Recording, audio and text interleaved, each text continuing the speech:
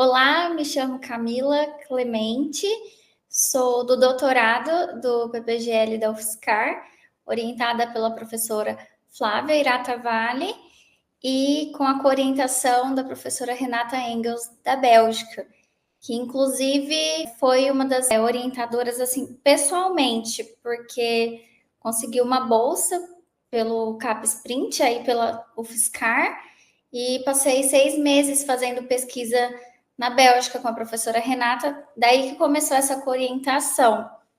E eu trabalho com os conectores de base verbal. A gente defende que algumas palavras, alguns verbos, eles começaram a ser usados como conectores, como conjunções. Então, essa que é a parte inovadora da minha pesquisa.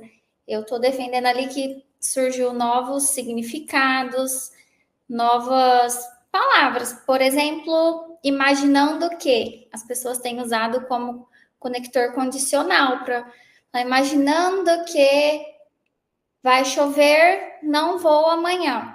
Conseguimos encontrar 11 conjunções, assim, 11 conectores que não eram reconhecidos antes como conectores. E antes de iniciar o doutorado, eu já havia pesquisado esses conectores no mestrado. Só que o meu mestrado não foi na UFSCar, foi em Três Lagoas, onde eu moro, na UFMS. E como que eu tive a vontade, assim, de estudar na UFSCar? Porque a minha professora da UFMS tinha sido orientada pela Flávia da UFSCar. Então, eu fiz o mestrado com a professora Thaisa da UFMS e por essa admiração, assim, pela Thaisa sempre falar da Flávia, e eu olhei o currículo dela e me identifiquei. Então, eu fui, prestei na UFSCar e fiz o doutorado todo com ela. Agora a gente completou, já defendi a tese, falta só entregar a versão final, que já está finalizada. A teoria que a gente utiliza é conhecida como gramática de construções, parte dos modelos baseados no uso. Essa teoria, ela defende muito que o falante, ele quem molda a língua pelas necessidades que surgem ali no decorrer do tempo. Um exemplo disso mesmo é o meu trabalho, a minha pesquisa, porque antes essas palavras elas eram usadas como verbos, lá no gerúndio, no particípio. Por exemplo, eu estou imaginando. Hoje em dia a gente viu que não tem mais esse sujeito que concorda ali com o verbo. Tem os verbos sendo usados como conectores mesmo. E o nome do trabalho é Construções Complexas com Conectores. V particípio mais que conector e V gerúndio mais que conector no português brasileiro. Porque no português brasileiro, durante a pesquisa, a gente percebeu que tinha algumas diferenças no português de Portugal, no de Moçambique, e inclusive essa diferença ficou mais marcante para mim quando eu estive na Bélgica, que eu tive bastante contato com o pessoal de Portugal. E você vê que tem bastante diferença, até alguns exemplos que a gente ia pesquisar, tinha no dicionário Priberan, tinha o de Portugal, mas não tinha esse uso no português do Brasil. Então, a gente definiu como no português brasileiro. E essa terminação do trabalho V, particípio mais que conector, é referente à teoria que a gente usa, da gramática de construções.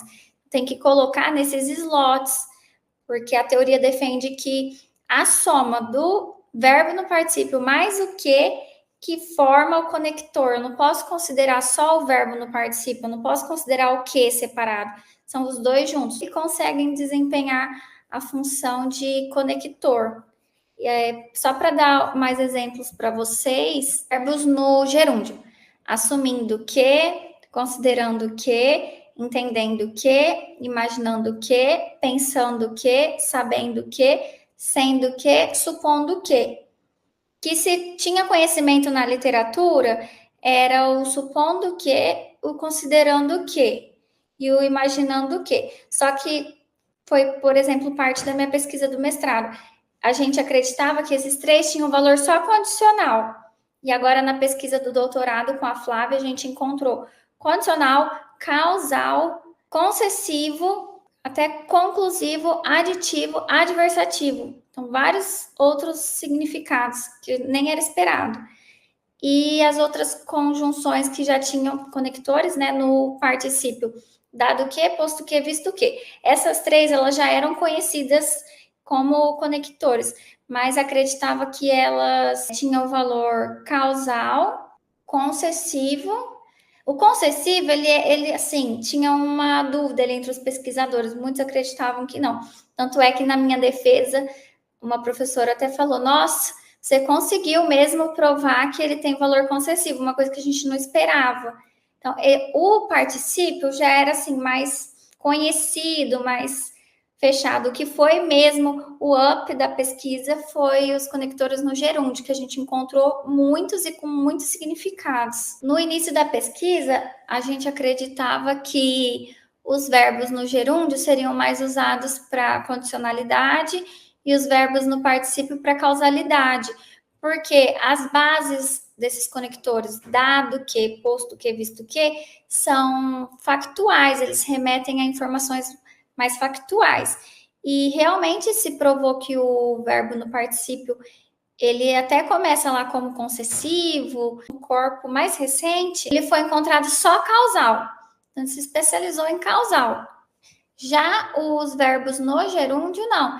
Eles começaram condicionais, causais, concessivos, mas até mesmo agora no corpus mais recente, essa variedade de significados continua. Ele não se especializa em um. O mais diferente mesmo, que é o que faz ter essa variedade na rede, que a gente chama em rede, né?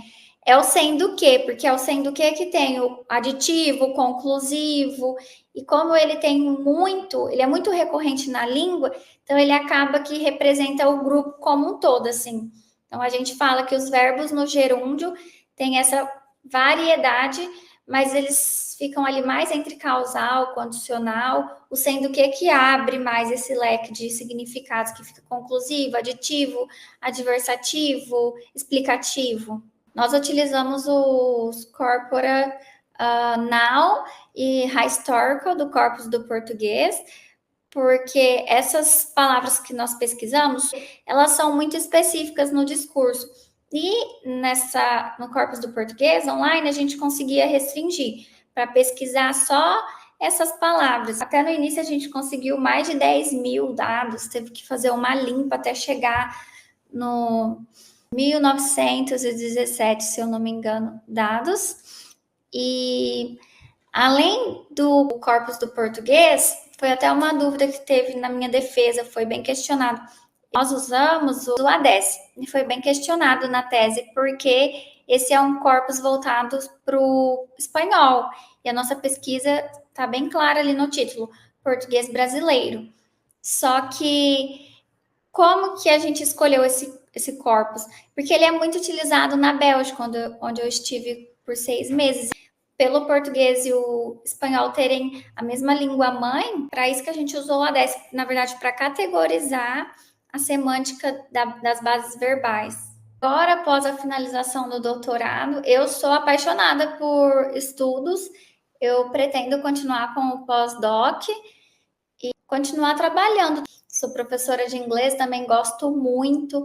Até essa pesquisa, a gente pensa assim, mas você pesquisou o português no mestrado e doutorado, mas as línguas seguem o mesmo caminho de evolução. Então, o meu estudo com português me ajudou muito a entender o inglês, a evolução dele, e até, assim, o meu entendimento com o português me permite até comparar o inglês com ele. Eu consigo explicar várias coisas. Às vezes meus alunos perguntam, por que futuro no inglês é o will e going to? Aí eu explico para eles certinho que na evolução da língua, primeiro o will significava desejo, e aí de tanto ser usado, ele mudou para futuro, porque começou a ser usado o will mais um verbo.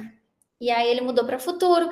E o going to, de tanto going to também, o go ser usado para futuro, aí virou going com ing. De tanto usar esse going to, agora tem um uso até mais recente, que é só o do presente contínuo, tipo I am dancing, já põe esse ing no próprio verbo.